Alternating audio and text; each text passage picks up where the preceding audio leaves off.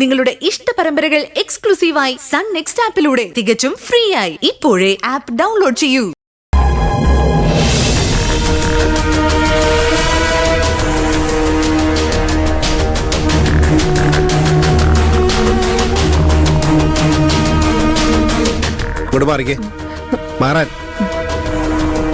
മുകുന്ദ, ഞാൻ പറയുന്നൊന്ന് കേക്ക് മുകുന്ദ. നിനക്കെന്താ പറയാനുള്ളത്? എന്നെ തല്ലിക്കാൻ ആളെ വിട്ട് നീയില്ലെന്നാണോ? അത് പറഞ്ഞ നീ വിശ്വസിക്കില്ലെന്ന് എനിക്ക് അറിയാം. പക്ഷെ അതാണ് സത്യം.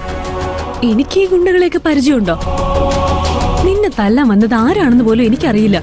നീ തെറ്റൊന്നും ചെയ്തിട്ടില്ലെങ്കിലേ പിന്നെ എന്തിനാ ധൃതി പിടിച്ച് എന്നെ കാണാൻ വന്നത്? നിനക്ക് അങ്ങനെ ഒരു തെറ്റിദ്ധാരണ ഉണ്ടെന്ന് എനിക്ക് നന്നായിട്ട് അറിയാം. ആ ധാരണ നീ മഹിമയോട് പങ്കുവെച്ചു എന്നും എനിക്കറിയാം. മഹിമയോടോ? വെറുതെ അഭിനയിക്കല്ലേ മുകുന്ദ.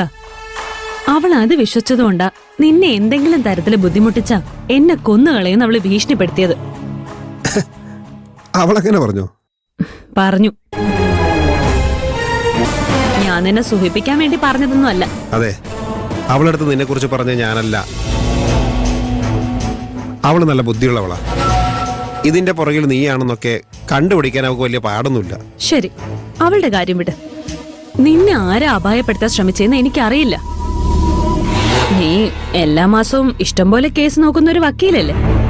അങ്ങനെ ദേഷ്യം തോന്നിയ ഏതെങ്കിലും കക്ഷികളയച്ച ഗുണ്ടകളാണെങ്കിലോ? അതെ, നിനക്ക് എന്നോടുള്ള അത്രയും വൈരാഗ്യം വേറെ ഒരു കക്ഷിക്ക് എന്നോടില്ല. പിന്നെ എന്നെ തല്ലാൻ വന്നവന്റെ പേരെ ഭീമൻ എന്നാ.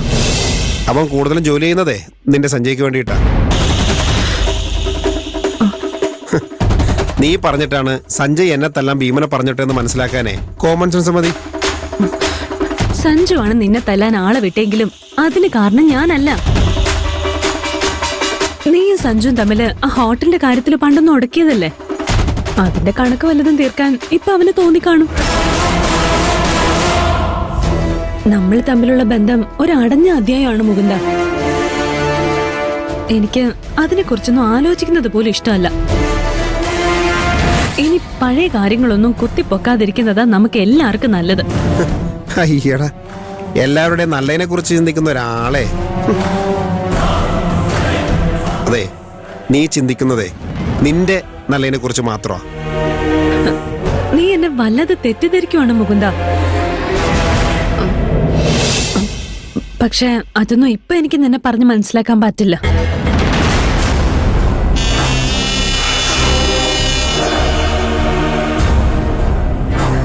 ദാ, നീ എനിക്ക് വേണ്ടി ചെലവാക്കിയെന്ന് പറഞ്ഞ പണം മുഴുവനും ഉണ്ട്. എണ്ണി നോക്കൂ. എനിക്ക് നിന്നെ പറ്റിക്കണമെന്ന് ഉദ്ദേശമൊന്നും ഉണ്ടായിരുന്നില്ല. എനിക്ക് സഞ്ജുവിനോടൊരു ഇഷ്ടം തോന്നിപ്പോയി. മനസ്സിന്റെ കാര്യമല്ലേ, എന്ത് ചെയ്യാനാ? ഇപ്പൊ ഞാൻ സഞ്ജുവിനെ ആത്മാർത്ഥമായിട്ട് സ്നേഹിക്കുന്നുണ്ട്. നീയായിട്ട് ഞങ്ങളുടെ ബന്ധം തകർക്കരുത്. ഈ കാശ് നീ എവിടെ നോപ്പിച്ചത്? സഞ്ജയുടെ അടുത്തുനിന്ന്. എന്തിനാന്നും പറഞ്ഞാ നീ കാശ് വാങ്ങിയത്? അത് പിന്നെ ഇതേ ആത്മാർത്ഥതയോടെ നീ സഞ്ജുവിനെ സ്നേഹിച്ചാ മതി. ഇതിനേക്കാളും വലിയൊരു ശിക്ഷയെ അവന് വേറെ കിട്ടാനില്ല. ഈ കാശ് ഞാൻ വാങ്ങുന്നതേ നമ്മൾ തമ്മിലുള്ള കണക്ക് തീർക്കാനാ. പക്ഷേ ഇതിൽ നിന്നും ഒരു ചില്ലിക്കാശ് പോലും ഞാൻ ഉപയോഗിക്കില്ല. ഇത് ഗോപാലിയുടെ വീട്ടിലെ കാശാണല്ലോ. ഇതിൽ എത്ര പേരുടെ കണ്ണീര് വീണ് കാണുമെന്ന് ദൈവത്തിന് മാത്രമേ അറിയൂ. ഞാനിതേ ഇവിടെ അടുത്തുള്ളൊരു അനാഥാലയത്തിൽ കൊടുക്കാൻ പോവാ. ഈ കാശ് കൊണ്ടേ അങ്ങനെയെങ്കിലും ഒരു ഉപകാരം ഉണ്ടാവട്ടെ. ഞാനേ ഇനി നിന്റെ വഴിക്ക് വരില്ല, നീയും എൻ്റെ വഴിക്ക് വരരുത്.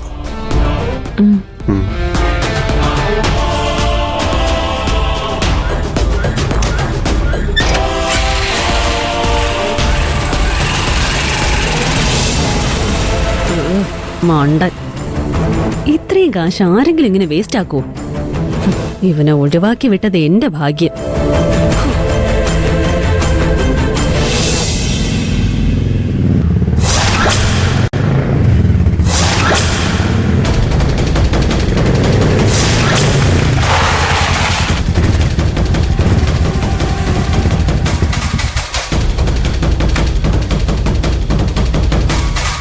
ദൈവമേ, ഇവനെന്താണോ ഇവിടെ നിൽക്കുന്നത്?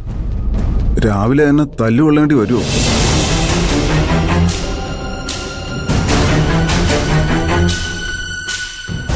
അല്ല, ഇവൻ മാല ഇട്ടേക്കല്ലേ? അപ്പൊ കുഴപ്പമില്ല, ധൈര്യമായിട്ട് ചെല്ലാം.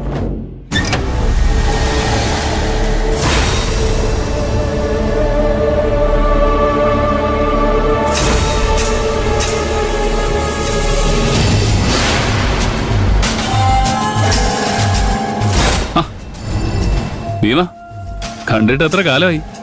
നീ അങ്ങ് ക്ഷീണിച്ചു പോയല്ലോ. ജയിലിലെ ഭക്ഷണം കഴിച്ച അങ്ങനെയാ. എന്നെ അങ്ങോട്ട് പറഞ്ഞു വിട്ടിട്ട് നീ ഇവിടെ കല്യാണം കഴിച്ച് സുഖമായിട്ട് ജീവിക്കുകയായിരുന്നല്ലേ? കല്യാണം കഴിച്ചു എന്നുള്ളത് ശരിയാ, പക്ഷേ അന്ന് തുടങ്ങിയ പ്രശ്നങ്ങളാ ഇതുവരെ തീർന്നിട്ടില്ല. അല്ല, അതൊക്കെ നിന്നോടെന്തിനാ പറയുന്നത്? നീ എന്റെ കൂട്ടുകാരനൊന്നും അല്ലല്ലോ. പക്ഷേ എനിക്കൊരു കൂട്ടുകാരനുണ്ട്. ആകെ ഒരാളേ ഉള്ളൂ, മുകുന്ദൻ. അവനൊരു പാവത്താന. അതുകൊണ്ട് നിന്നെ പോലെയുള്ള കുറെ പേര് അവന്റെ പുറത്ത് കുതിര കയറാൻ നോക്കും. അത് കാണുമ്പോ എനിക്ക് കലി കയറില്ലേ ഭീമ? നിനക്ക് കലി കയറിയ എനിക്കെന്താണ്? പണ്ടത്തെ അവസ്ഥയൊന്നുമല്ല. നിന്നെ സംരക്ഷിക്കാൻ ഇവിടെ ഗോപാൽജി ഇല്ല. സഞ്ജയ് സാറാണെങ്കിൽ എന്റെ ഭാഗത്തുവാ. ഗോപാൽജി എന്നെയല്ല, ഞാൻ ഗോപാൽജിയാണ് സംരക്ഷിക്കുന്നത്. പിന്നെ നിന്റെ സഞ്ജയ് സാറ്, അവൻ എനിക്കൊരു വിഷയമേ അല്ല. ഞാൻ അവനെ വീട്ടിൽ കയറി എത്ര തവണ തല്ലിയിട്ടുണ്ടെന്നുള്ള കണക്ക് ഞാൻ പോലും മറന്നുപോയി. അതുകൊണ്ട് അവന്റെ ബലത്തിലാണ് നീ ഇങ്ങനെ നെഞ്ചി വിരിക്കുന്നെങ്കിൽ അത് വേണ്ട ഭീമ. ഒരു കാര്യമില്ലാതെ നീ മുകുന്ദനെ തല്ലില്ല എന്ന് എനിക്കറിയാം. അത് ചെയ്യാൻ ആരാ നിന്നെ ഏൽപ്പിച്ചത്? ആ, സത്യസന്ധമായിട്ടുള്ള ഉത്തരം പറയുകയാണെങ്കിൽ നിനക്ക് കിട്ടേണ്ട തല്ലിന്റെ നല്ലൊരു പങ്ക് നിന്നെ ജോലി ഏൽപ്പിച്ച ആൾക്ക് ഞാൻ കൊടുക്കും. ഇല്ലെങ്കിൽ എല്ലാം നീ ഒറ്റയ്ക്ക് കൊള്ളേണ്ടി വരും. നീ എന്നെ ഭീഷണിപ്പെടുത്തുന്നത് എന്ത് ധൈര്യത്തിലാടാ? നീ ഇപ്പൊ മാല ഇട്ടിരിക്കുകയല്ലേ? ഞാൻ നിന്നെ അടിച്ചാ അത് നീ നിന്ന് കൊള്ളേണ്ട അവസ്ഥയാ. അതറിയാവുന്നോണ്ടായിരിക്കും നീ സഞ്ജുവിന്റെ കൂടെ എന്നെ തല്ലാൻ വന്നത്. ഞാൻ ആ കൂട്ടത്തിൽ ഉണ്ടെന്ന് നീ എങ്ങനെ അറിഞ്ഞു? ഇതുവരെ അറിയില്ലായിരുന്നു. ഇപ്പൊ നീ സമ്മതിച്ച പറഞ്ഞു. എന്നെ എന്ത് ചെയ്താലും ഞാൻ ചിലപ്പോൾ ക്ഷമിച്ചു എന്ന് വരും. കല്യാണം കഴിഞ്ഞതിന് ശേഷം ഞാൻ അടിപിടി കേസുകളൊക്കെ കുറച്ചിരിക്കുക. പക്ഷേ മുകുന്ദന്റെ കാര്യം അങ്ങനെയല്ല ഭീമ. അതിന് നീ ഉത്തരം പറയേണ്ടി വരും. നിന്റെ ഊഹം ശരിയാ. ഞാനിപ്പം നിന്നെ ഒന്നും ചെയ്യില്ല.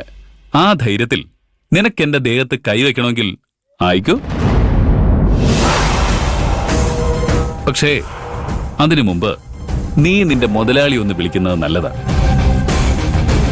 എന്നെ തല്ലാൻ നോക്കിയതിന് അവനെ സ്റ്റേഷനിലിട്ട് എന്റെ ഭാര്യ എന്താ ചെയ്തതെന്ന് അവൻ പറഞ്ഞുതരും.